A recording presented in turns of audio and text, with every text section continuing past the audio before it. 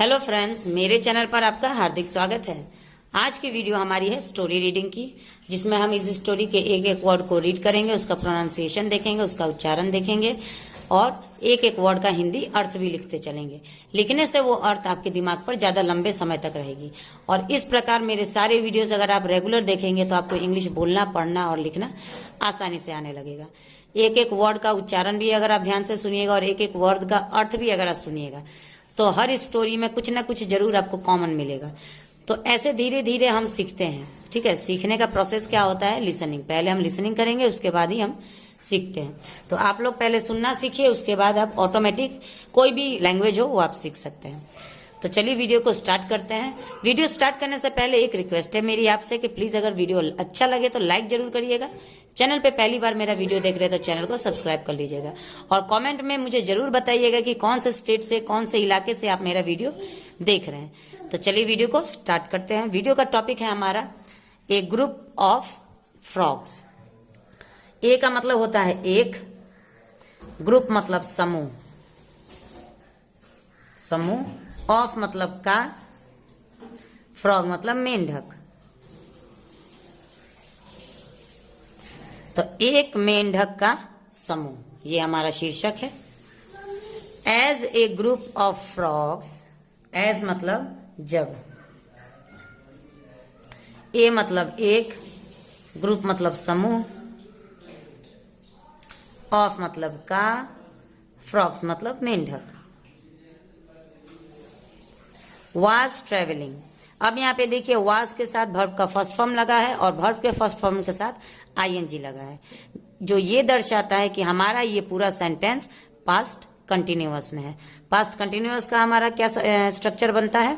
रहा थे, रहे थे या रहा था। ठीक है, तो यहाँ पे ट्रेवल का मतलब होता है गुजरना, सफर करना। तो यहाँ पे होगा गुजर रहे थे। वाज ट्रेवलिंग, गुजर रहे थे। थ्रो द वुड्स, थ्रो मतलब होगा से, द वुड्स मतलब जंगल। वुड्स मतलब लकड़ी होता है, लेकिन यहाँ पे जंगल बोलेंगे क्योंकि मेंढक किसी लकड़ी से नहीं गुजर रहे थे, जंगल की तरफ जा रहे थे जहां सिर्फ लकड़ी ही लकड़ी थी, तो जंगल से गुजर रहे थे। टू ऑफ देम, देम मतलब उनमें, ऑफ मतलब से, टू मतलब दो, उनमें से दो। फेल, फेल मतलब देखिए फेल यहाँ पे फॉल का सेकेंड फॉर्म लगा हुआ है, जो ये दर्शाता है कि ये हमारा सेंटेंस सिंपल पास्ट में है। सिंपल पास्ट का क्या स्ट्रक्चर होता है? तो ता थे, ती थी या ते थे या आ, ए, ई, ये तीनों का साउंड अगर लास्ट में आए किसी भी वाक्य के तो वो हमारा पास्ट इंडेफिनिट होता है, जिसको हम सिंपल पास्ट भी कहते हैं। तो यहाँ पे फेल का मतलब गिरना होता है, तो गिर गए, गिर गए। इनटू मतलब में, ए मतलब एक, डीप मतलब गहरे, गहरे।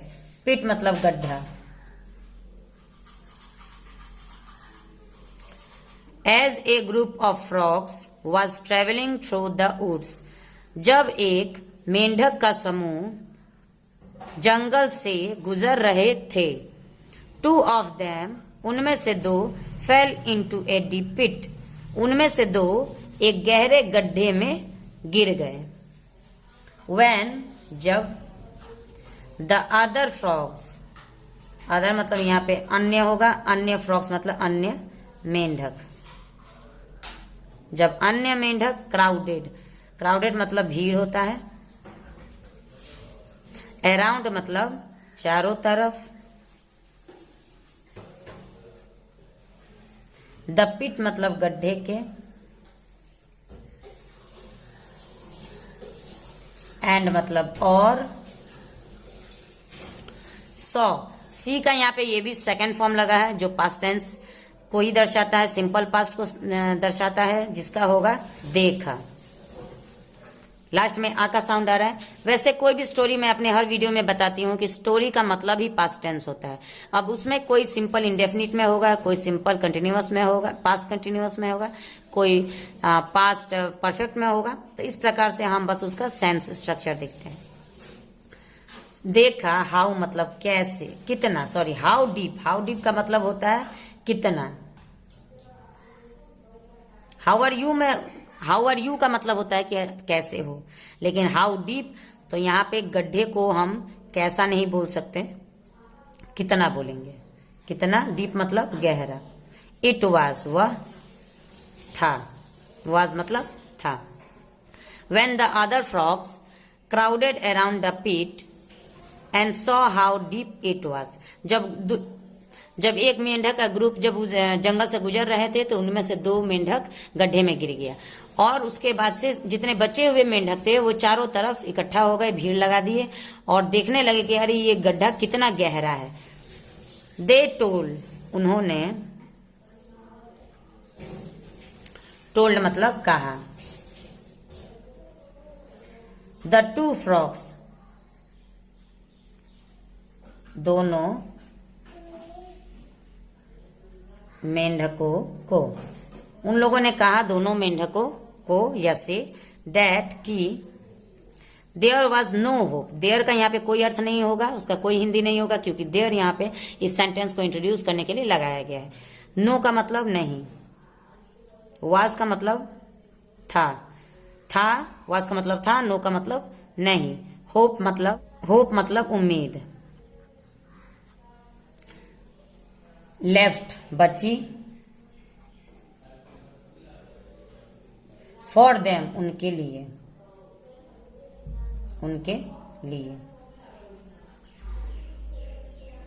They told the 2 frogs that there was no hope left for them, उन्होंने दोनों मेंढकों से कहा कि तुम्हारे बचने के लिए, ठीक है, तुम्हारे बचने के लिए अब कोई उम्मीद नहीं है।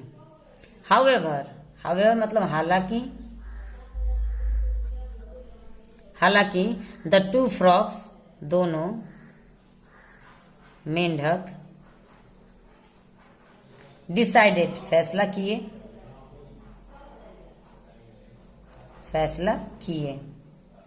डिसाइडेड है, ये भी पास्ट टेंस में है। टू इग्नोर मतलब नजरअंदाज करना।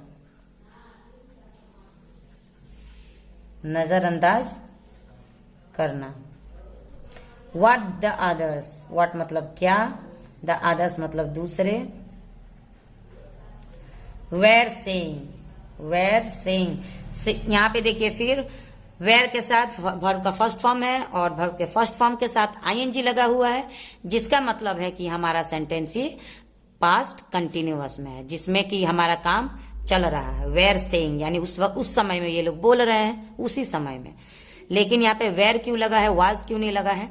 क्योंकि जब भी हम किसी एक के बारे में बात करते हैं तो हम वहाँ पे वाज लगाते हैं, और किसी एक से ज्यादा के बारे में बात करते हैं तो वेर लगाते हैं। यहाँ पे क्योंकि बात हो रहा है 2 मेंढक का, इसलिए यहाँ पे वेर लगा है। तो इसका क्या स्ट्रक्चर होता है कि रहा थे, रहे थे या रहा था। तो वेर सेइंग मतलब क्योंकि 2 आदमी के बारे में बात हो रहा है तो रहा था नहीं होगा, रहे थे। तो सेइंग मतलब बोल रहे थे। एंड मतलब और, दे मतलब वे, प्रोसीड मतलब जारी रखे, टू ट्राई कोशिश करना, एंड मतलब और, जंप मतलब कूदना। आउट ऑफ द पिट बाहर, गड्ढे से बाहर। However, the 2 frogs decided to ignore what the others were saying and they proceeded to try and jump out of the pit.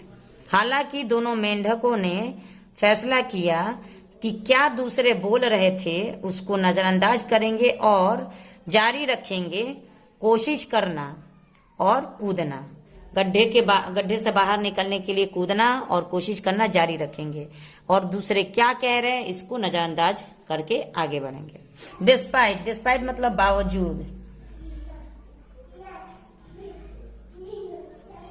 बावजूद, देयर एफर्ट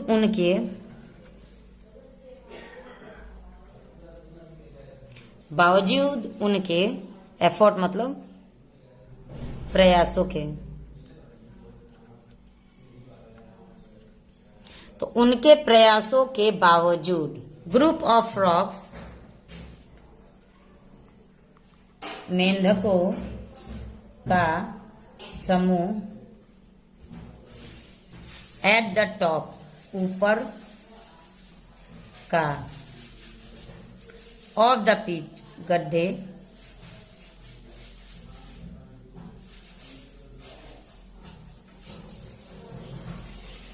गड्ढे के, वेर स्टिल सेइंग,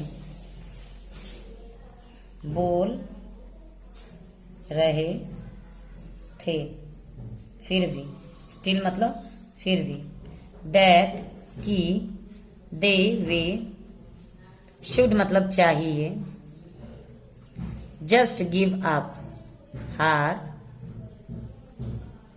मान लेने, उनके प्रयासों के बावजूद मेंढकों का जो समूह था, जो ऊपर था गड्ढे के ऊपर जो मेंढक का समूह जो पूरा भीड़ लगा के रखे थे, वो बोल रहे थे, फिर भी बोल रहे थे, यानी लगातार बोले जा रहे थे कि तुम्हें हार मान लेनी चाहिए, ठीक है, तुम लोगों को अब हार मान लेनी चाहिए। That they would never give up, और उन लोगों ने क्या सोचा था, वो जो दो मेंढक थे उन लोगों ने तय कर लिया था कि दे मतलब वे, वुड नेवर मतलब नहीं, कभी भी, गिव अप मतलब हार मानेंगे, मानेंगे। यहाँ पे वुड लगाया हुआ, इसका मतलब ये वाला जो सेंटेंस है वो फ्यूचर टेंस में है, सिंपल फ्यूचर में है, जिसका स्ट्रक्चर होता है गा गे गी। यहाँ पे देखिए लास्ट में मानना, वुड नेवर गिव अप, यानी कि कभी भी वो लोग हार नहीं मानेंगे। गागी की का जब भी हमारा सेंस आता है इसका मतलब वो फ्यूचर टेंस का सेंटेंस है। इवेंचुअली, आखिरकार, आखिरकार, वन ऑफ द फ्रॉग्स, मेंढकों में से एक, टुक हीड मतलब ध्यान दे दिए, टुक मतलब दे दिए, टू वाट की क्या, द अदर्स मतलब दूसरे, वेर सेइंग बोल रहे थे। आखिरकार वो लोग बार बार कह रहे थे कि तुम लोग हार मान जाओ, हार मान जाओ, हार मान जाओ, लेकिन नहीं मान रहे थे, वो कूदे जा रहे थे। लेकिन आखिरकार दोनों मेंढकों में से एक मेंढक इस बात पर ध्यान दे दिया कि वो लोग क्या बोल रहे हैं, और उसने सोचा कि सही बोल रहे हैं, शायद अब हम लोगों का जान बचने का कोई उम्मीद नहीं बचा है। एंड, और, ही कौन, जो मेंढकों में से एक जो था वो, गिव अप मतलब हार मान लिया, फॉलिंग डाउन गिर गया, टू हिज डेथ गिर गया और मर गया, अपनी मौत की ओर वो गिर गया, अपनी मौत को वो खुद से गले लगा लिया, कोशिश नहीं किया, वो बस हार मान गया, बस वो गड्ढे में गिर के मर गया। द अदर, दूसरे, फ्रॉग मतलब मेंढक,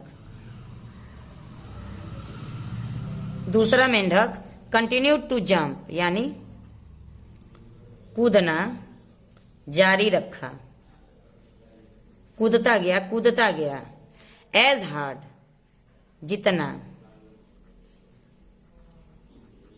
जितना एज ही कुड जितना कूद सकता था, जितना तेज वो कूद सकता था उतना तेज वो कूदता रहा। अगेन, फिर, द क्राउड ऑफ फ्रॉग्स यानी मेंढकों का क्राउड मतलब भीड़, मेंढकों का भीड़, येल्ड मतलब चिल्लाई, एट हिम उस पर, टू स्टॉप, कि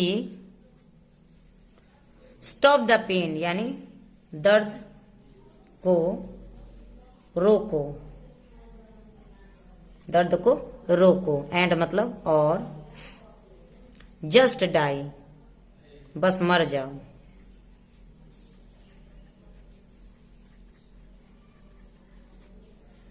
the other frog continued to jump as hard as he could, दूसरे मेंढक जितना तेज कूद सकता था कूदता रहा। Again the crowd of frog, जितना वो कूदता गया उतना ही भीड़ चिल्लाती गई कि अरे अब तो बंद करो, अपने दर्द को रोको और मर जाओ, ठीक है अब मर जाओ।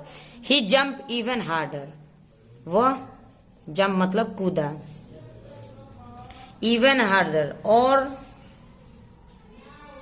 और तेजी से वो कूदा, एंड और फाइनली आखिरकार